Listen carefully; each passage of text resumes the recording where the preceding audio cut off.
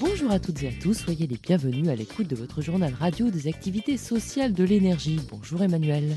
Bonjour Eugénie, je suis ravi de pouvoir vous souhaiter ainsi qu'à nos auditeurs et auditrices les meilleurs vœux de santé, de fraternité et de sérénité d'Active la radio pour cette nouvelle année 2015. Merci Emmanuel. Évidemment, excellente année à vous tous. On passe au sommaire ? Le dossier de ce premier journal de l'année nous fera découvrir des expériences collectives de gestion de ressources. Décider ensemble, ça marche. Et c'est aussi le cas du fonctionnement syndical. Et la sociologue Sophie Bérou nous éclairera sur les défis que ce mouvement doit aborder, mais aussi sur ce qu'il peut offrir aux salariés et aux militants pour changer le monde. Renforcés par la large participation aux récentes élections de CMCAS, les administrateurs des activités sociales conjuguent souhait des bénéficiaires et ressources budgétaires. L'occasion de nous interroger sur l'origine, la spécificité et l'usage qui sera fait cette année du 1%. En 2015, une part non négligeable des ressources sera attribuée au confort et à la mise aux normes du patrimoine des électriciens et gaziers. Notre page santé vous fera découvrir un web documentaire consacré au veuvage. Notre série Portrait d'agent nous conduira à relever la tête pour découvrir le ciel en compagnie de Jean-Marc Cotte.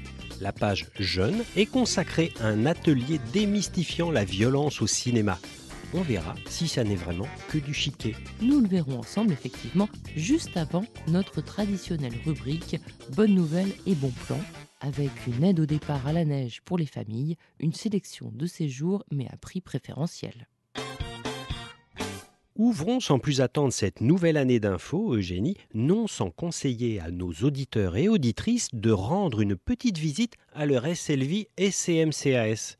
Cette période des vœux est une occasion de se rapprocher et de mieux connaître leurs activités sociales en toute convivialité et surtout d'être certain de ne rien rater de ce qu'elles vont vous proposer en 2015.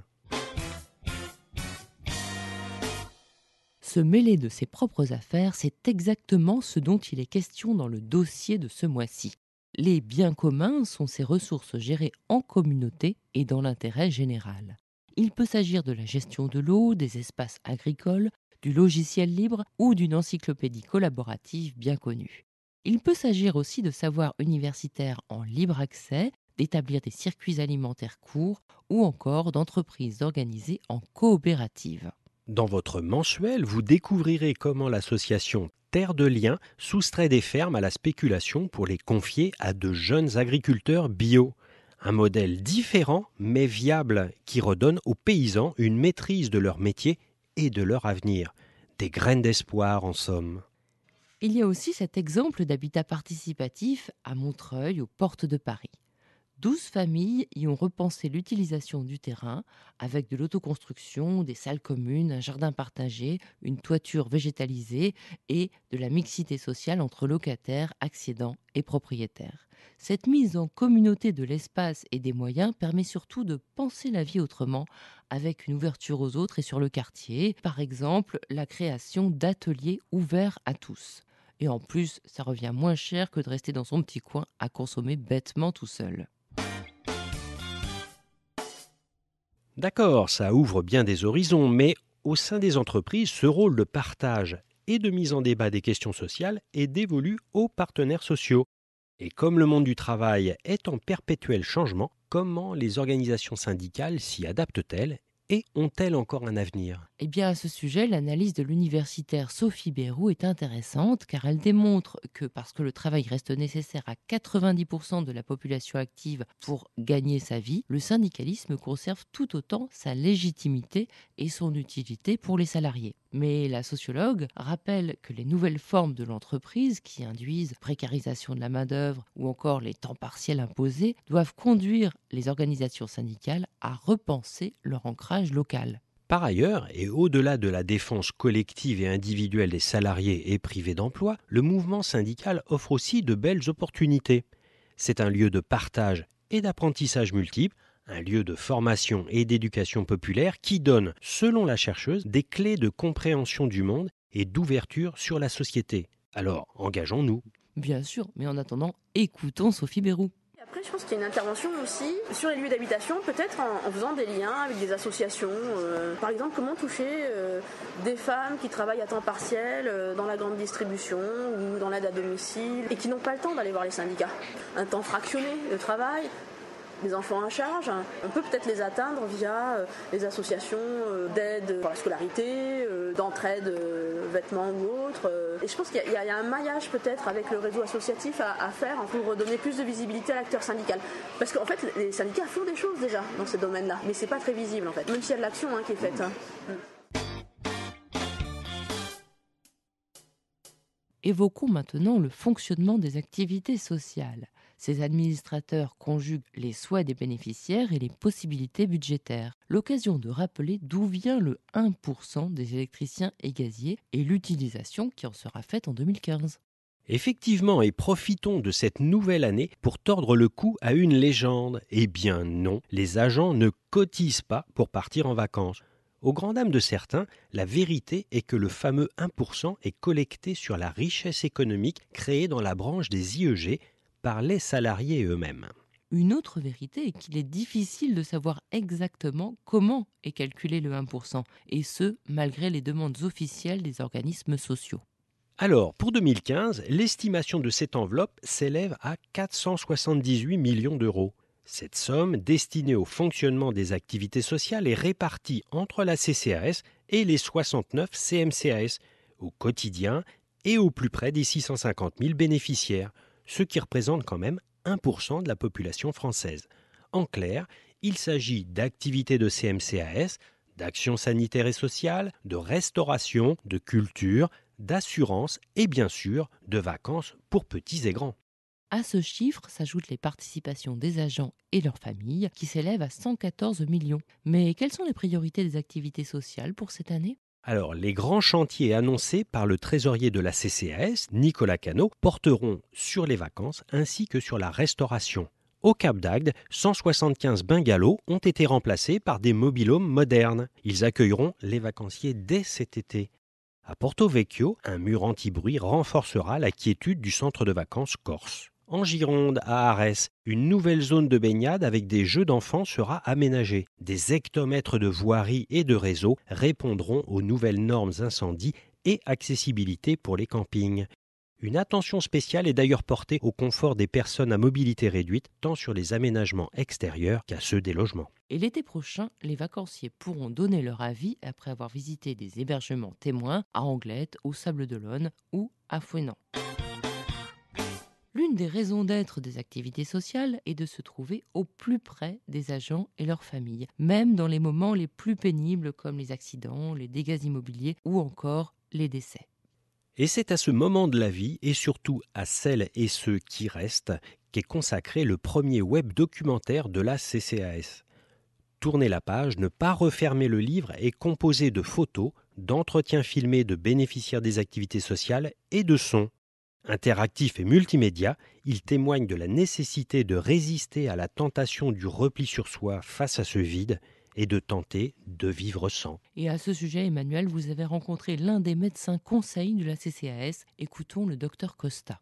La perte d'un être cher, c'est accepter de vivre différemment dans sa vie quotidienne et de vivre sans d'une personne qui a parfois partagé des années et des années de vie. La première étape du deuil, cette étape très prégnante du chagrin, de la désespérance, parfois de la dépression, du déchirement, qui est une étape incontournable.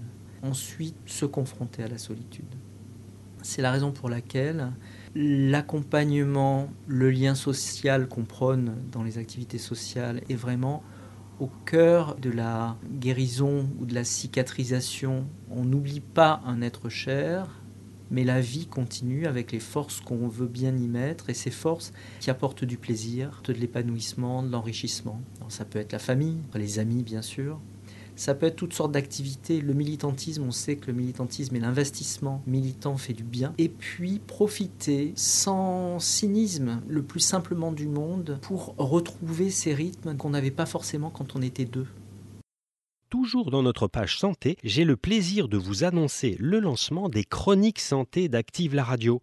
Diffusées depuis le site journal.ccas.fr, elles vous proposeront de courts flashs d'informations sur des sujets médicaux ou de bien-être. Dans notre série Portrait d'agent, voici Jean-Marc Kotz. Ce Marseillais d'adoption invite les bénéficiaires des centres de vacances à relever la tête pour découvrir le ciel et ses secrets. Coordonnateur en installation électrique et délégué du personnel au centre d'ingénierie nucléaire EDF de Marseille, ce passionné d'astronomie aime transmettre sa passion au grand public. Pour ce passeur de rêves et de sciences, l'animation doit être un échange vivant, ouvert à tous, y compris aux plus jeunes. Et notre page jeune est justement consacrée à un atelier démystifiant la violence au cinéma. Cette intervention ludique, mais pas seulement, a eu lieu durant le festival Ciné-Rebond. Elle s'est déroulée au centre de vacances Varrois du Brusque.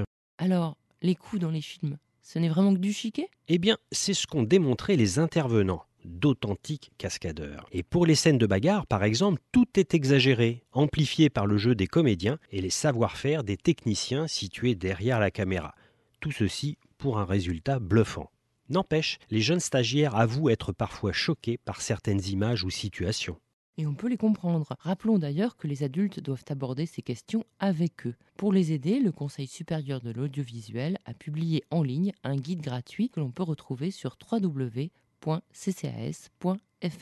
Et puis, indiquons que dans le cadre de son partenariat avec le festival Premier Plan d'Angers, qui aura lieu à la fin du mois, la CCAS et la CMCAS Anjou-Maine vous invitent le 17 janvier à un atelier cascade et réflexion sur la violence au cinéma. Les renseignements sont sur le site de la CMCAS. Et voici le moment tant attendu de votre journal sonore, les infos pratiques et les bons plans d'Active la radio. Oui, et tout d'abord un coup de pouce des activités sociales pour permettre aux familles les plus modestes de partir, elles aussi, à la neige. Cette aide est prévue pour des séjours d'au moins 7 nuits consécutives en France dans le réseau CCAS. Elle s'applique aux frais de transport et de séjour, location de matériel de ski et remontée mécanique.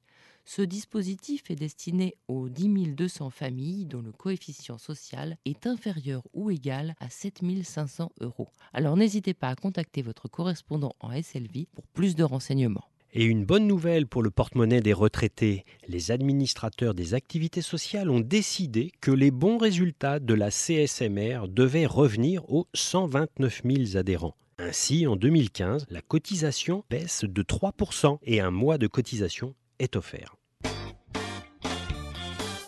Et si vous voulez changer d'air, nous vous proposons une sélection de bons plans pas très loin de chez vous.